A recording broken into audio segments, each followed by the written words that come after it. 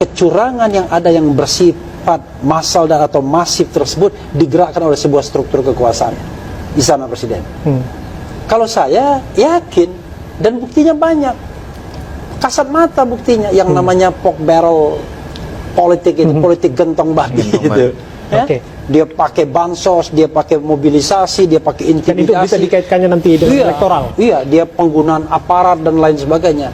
Saya katakan, kalau kita pakai piramida kecurangan, kalau intimidasi di atas, batal pemilu itu. Karena itu nggak ada obatnya lagi. Nah, saya kasih fakta ya, fakta yang menohok, yang tidak lazim, ya. Dan scientific approach bisa membuktikan ini sebenarnya. Suara Pilpres itu lebih banyak 12,4 juta dibandingkan suara pilek. Bayangkan. Padahal mereka diberikan surat suara yang sama at the same time, dalam waktu yang sama. Nggak pisah pemilunya. Kalaupun ada yang pindah dan tidak diberikan surat suara DPR misalnya, itu kecil sekali jumlahnya. Itu satu, 12,4 juta lebih banyak Pilpres. Dan yang lebih aneh lagi, suara partai pendukung paslon 1 itu lebih banyak 3 juta lebih dibandingkan suara Anies Mohaimin.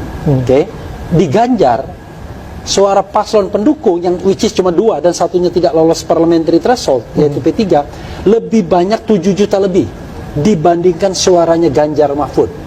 Tapi suara 02 lebih banyak 24 juta dibandingkan suara pendukung.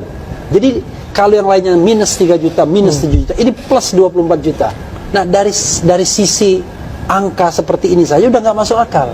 Kalau Anda bicara mana buktinya dan lain sebagainya, how come membuktikan 24 juta? Tetapi kalau pakai kita nalar yang wajar, scientific approach, kita tahu bahwa kita ada statistik yang bisa dipertanggungjawabkan bahwa itu tidak wajar.